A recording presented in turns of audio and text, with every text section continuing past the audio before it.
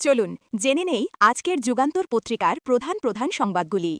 সংবিধান সংস্কার পরিষদ উত্তাপ ছড়াতে পারে সংসদ ও রাজপথে। জুলাই জাতীয় সনদ বাস্তবায়নে সংবিধান সংস্কার পরিষদ ইস্যুতে জাতীয় সংসদ ও রাজপথ উত্তপ্ত হতে পারে। জামায়াতে ইসলামী নেতৃত্বাধীন ১১ দলীয় জোট আজ রোববারের মধ্যে সংবিধান সংস্কার পরিষদের অধিবেশন আহ্বান না করা হলে রাজপথে আন্দোলনের হুমকি দিয়েছে। বিশ্লেষকরা বলছেন, জুলাই জাতীয় সনদ নিয়ে পুরো বিষয়টি দুঃখজনক এবং এর পরিণতি অমঙ্গলজনক। রাষ্ট্রপতি কর্তৃক জারিকৃত জুলাই সনদ বাস্তবায়ন আদেশে সংবিধান সংস্কার পরিষদ গঠনের কথা বলা হয়েছে। সরকারি দল বিএনপি বলছে, সংবিধান বলবৎ থাকাকালীন রাষ্ট্রপতি কোনো আদেশ জারি করতে পারেন না, ফলে এই পরিষদের বৈধতা নেই। অন্যদিকে বিরোধী দল জামায়াতে ইসলামী নেতৃত্বাধীন ১১ দলীয় জোট বলছে, সংবিধান সংস্কার পরিষদ গঠনের জন্য গণভোটের মাধ্যমে জনগণ রায় দিয়েছে। আজ অধিবেশন ডাকার সময়সীমা শেষ হচ্ছে। এবারের নির্বাচনে মোট ভোটার ছিলেন ১২,৭৭,০০,০০০। এর মধ্যে গণভোট পড়েছে ৬০.26%। এক্ষেত্রে হ্যাঁ ভোট দিয়েছেন ৪,৮০,৭৪,৪২৯ জন। ইরানে এবার স্থলযুদ্ধে নামছে যুক্তরাষ্ট্র। টানা ২ সপ্তাহের বেশি সময় ধরে আকাশপথে বোমাবর্ষণ করে ইরানকে দমাতে ব্যর্থ হয়ে এবার সরাসরি স্থল অভিযান শুরু করতে যাচ্ছে যুক্তরাষ্ট্র। অত্যাধুনিক উভচর যুদ্ধজাহাজ নিয়ে রওনা দিয়েছে ২৫০০ দুর্ধর্ষ মার্কিন মেরিন সেনা, যারা জলে ও স্থলে যুদ্ধে সমান পারদর্শী। তারা সরাসরি ইরানি ভূখণ্ড বা কৌশলগত কোনো দ্বীপে হানা দিতে পারে। মার্কিন president Donald Trump truth social বলেছেন, শুধু যুক্তরাষ্ট্র নয়, অবরুদ্ধ হরমুজ প্রণালী মুক্ত ও নিরাপদ করতে আরও অনেক দেশ যুদ্ধ জাহাজ পাঠাবে।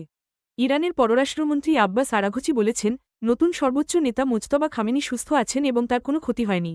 পেন্টাগন জানিয়েছে, জাপানের ওকিনাওয়া থেকে ৩১তম মেরিন এক্সপেডিশনারি ইউনিটের প্রায় ২৫০০ মেরিন সেনা এখন মধ্যপ্রাচ্যের পথে।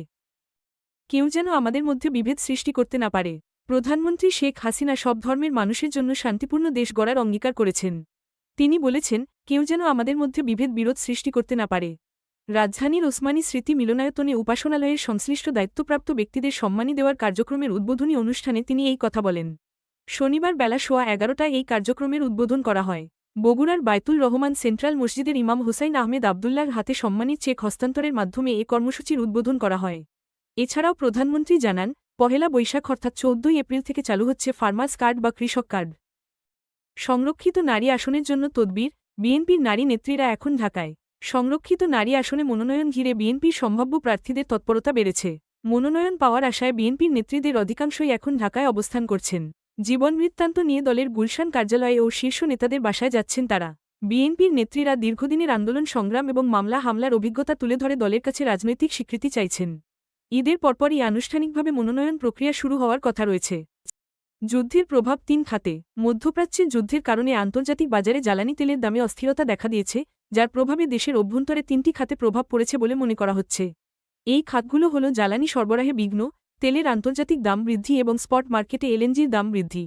অর্থ মন্ত্রণালয়ের পর্যবেক্ষণে এই তথ্য উঠে এসেছে। অর্থ বিভাগ যুদ্ধের প্রভাব মোকাবিলায় তেল, এলএনজি ও সারের মজুদ যথাযথভাবে ব্যবস্থাপনার পাশাপাশি সরবরাহ পরিস্থিতি নিবিড়ভাবে পর্যবেক্ষণের পরামর্শ দিয়েছে। এছাড়া স্বল্প পরিসরে স্পট মার্কেট থেকে অতিরিক্ত জ্বালানি আমদানির ব্যবস্থা এবং বিদ্যুৎ উৎপাদনে জ্বালানির ব্যবহার দক্ষতার সঙ্গে সমন্বয়ের কথা বলা হয়েছে। পর্যবেক্ষণে আরও বলা হয়েছে, চলমান সংঘাত স্বল্পমেয়াদে থাকলে এর প্রভাব সীমিত থাকবে এবং বিদ্যমান মজুত ও আমদানি কার্যক্রম অব্যাহত থাকলে বড় ধরনের সরবরাহ সংকট তৈরি হবে না। আরও ৫ সিটিতে নতুন প্রশাসক। দেশের আরও ৫টি সিটি কর্পোরেশনে সরকার পূর্ণকালীন প্রশাসক নিয়োগ দিয়েছে। স্থানীয় সরকার, পল্লী উন্নয়ন ও সমবায় মন্ত্রণালয়ের স্থানীয় সরকার বিভাগ এই সংক্রান্ত একটি প্রজ্ঞাপন জারি করেছে। পরবর্তী আদেশ না দেওয়া পর্যন্ত তারা এই দায়িত্ব পালন করবেন। প্রজ্ঞাপনে বরিশাল সিটি কর্পোরেশনে বিলকিস আক্তার জাহান শিরিন, রাজশাহী সিটি কর্পোরেশনে মাহফুজুর রহমান, ময়মনসিংহ সিটি কর্পোরেশনে রুকুনুজ্জামান রোকন, রংপুর সিটি কর্পোরেশনে মাহফুজুন নবী চৌধুরী এবং কুমিল্লা সিটি কর্পোরেশনে মো. ইউসুফ মোল্লাকে প্রশাসক পদে নিয়োগ দেওয়া হয়েছে। স্থানীয় সরকার, সিটি কর্পোরেশন সংশোধন অধ্যাদেশ ২০২৪-এর ধারা ২৫-এর উপধারা ৩ অনুযায়ী তারা মেয়রের ক্ষমতা প্রয়োগ ও দায়িত্ব পালন করবেন। এ নিয়ে দেশের ১১টি সিটি কর্পোরেশনে প্রশাসক নিয়োগ দিল সরকার। সংসদে রাষ্ট্রপতির ভাষণ ওয়াকআউট করলেও আজ আলোচনায় অংশ নেবে বিরোধী দল। জামায়াতে ইসলামী নেতৃত্বাধীন বিরোধী দল সংসদে রাষ্ট্রপতি মো. শাহাবুদ্দিনের ভাষণ বর্জন করে ওয়াকআউট করলেও ভাষণের ওপর আজ যে ধন্যবাদ প্রস্তাব আনা হবে, তার ওপর সাধারণ আলোচনায় অংশ নেবে। আজ প্রথম দিনেই বিরোধী দল থেকে ৫ জন তরুণ সদস্য বক্তব্য রাখবেন বলে জানা গেছে। বৃহস্পতিবার ত্রয়োদশ জাতীয় সংসদের প্রথম অধিবেশন শুরু হয়। দিনের সর্বশেষ আলোচ্যসূচি হিসাবে রাষ্ট্রপতি মো. শাহাবুদ্দিন সংসদে ভাষণ দেন। সাংবাদিকদের সহযোগিতা চাইলেন জামায়াত আমির। ঐক্যবদ্ধভাবে দেশ গড়তে সাংবাদিকদের সহযোগিতা চেয়েছেন বাংলাদেশ জামায়াতে ইসলামীর আমির শফিকুর রহমান। তিনি বলেন, আমরা সেই বাংলাদেশ গড়তে চাই যে বাংলাদেশ কখনো আধিপত্যবাদের কাছে মাথা নত করবে না। রাজধানীর লেডিস ক্লাবে সাংবাদিকদের সম্মানে আয়োজিত এক ইফতার মাহফিলে তিনি এসব কথা বলেন।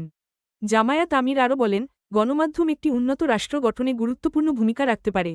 অতীতে গণমাধ্যমে যারা বস্তুনিষ্ঠ সংবাদ তুলে ধরতে কাজ করেছে, ফ্যাসিবাদী শাসনামলে তাদের কণ্ঠরোধ করা হয়েছিল। আমরা ফ্যাসিবাদ থেকে পূর্ণ মুক্তি চাই। গাজীপুরে সড়ক অবরোধ করে শ্রমিকদের বিক্ষোভ।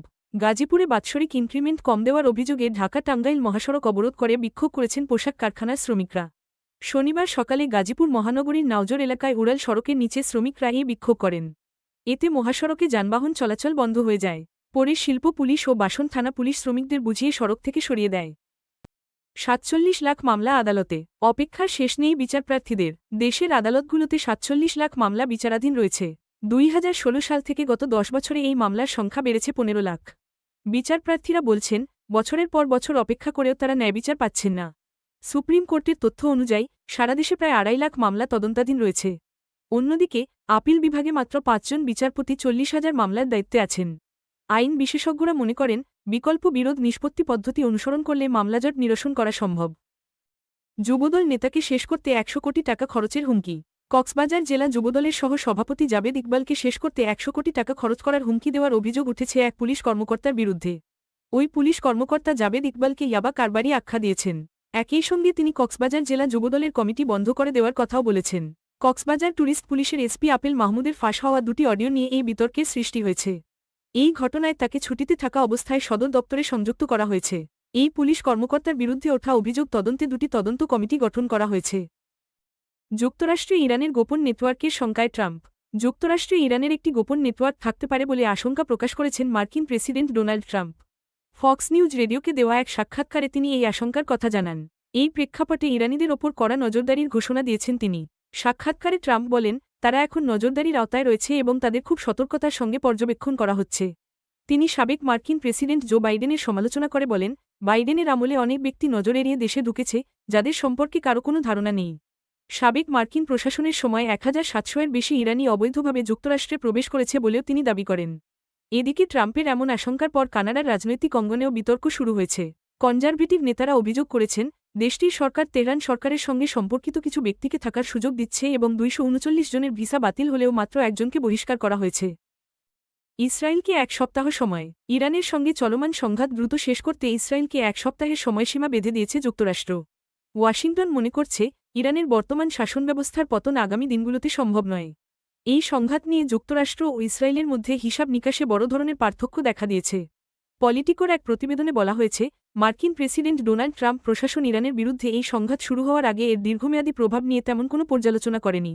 যুক্তরাষ্ট্র মূলত যুদ্ধের কারণে বিশ্ববাজার ও তেলের দামের ওপর নেতিবাচক প্রভাব নিয়ে উদ্বিগ্ন।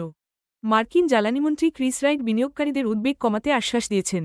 মার্কিন কর্মকর্তারা জানিয়েছেন, শত্রুপক্ষের ড্রোন মোকাবিলায় ব্যয়বহুল ক্ষেপণাস্ত্র প্রতিরক্ষা ব্যবস্থার বিকল্প হিসাবে ইন্টারসেপ্টর ড্রোনগুলো সাশ্রয়ী সমাধান দেবে। বর্তমানে ব্যবহৃত মেরোপস ইন্টারসেপ্টর ড্রোনের প্রতিটির দাম প্রায় $১৪,০০০ থেকে $১৫,০০০। কেন আমাদের ইরান যুদ্ধে জড়ালেন, কে দিল অনুমতি? ইরানে হামলার সমালোচনা করে মার্কিন প্রেসিডেন্ট ডোনাল্ড ট্রাম্পকে খোলা চিঠি দিয়েছেন সংযুক্ত আরব আমিরাতের শীর্ষ ব্যবসায়ী খালাফ আহমেদ আল হাবতুর।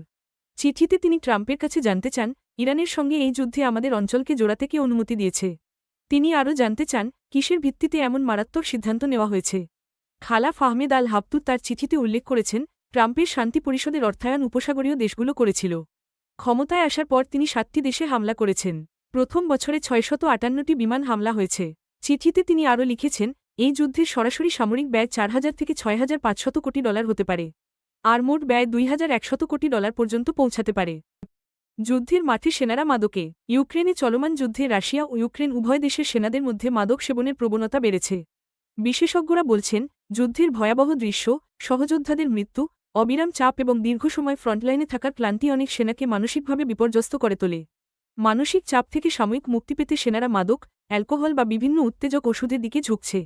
আল জাজিরার এক প্রতিবেদনে বলা হয়েছে, যুদ্ধ যত দীর্ঘায়িত হচ্ছে, সেনাদের মধ্যে মাদক ব্যবহারের প্রবণতা ততই বাড়ছে, যা তাদের শারীরিক ও মানসিক স্বাস্থ্যের জন্য বড় ধরনের ঝুঁকি তৈরি করছে। ইউক্রেনের সেনাবাহিনীতেও একই ধরনের সমস্যা দেখা গেছে। একটি বেসরকারি সংস্থার জরিপ অনুযায়ী, ইউক্রেনীয় সেনাদের ৩৮% গত ৩ মাসে অ্যামফেটামিন ব্যবহার করেছে এবং প্রায় ২/৩ গাঁজা সেবন করেছে। গবেষকরা জানিয়েছেন মস্তিষ্কে আঘাত বা যুদ্ধের ধাক্কায় সৃষ্ট ক্ষতি অনেক ক্ষেত্রে মনোচিকিৎসার কার্যকারিতা কমিয়ে দেয়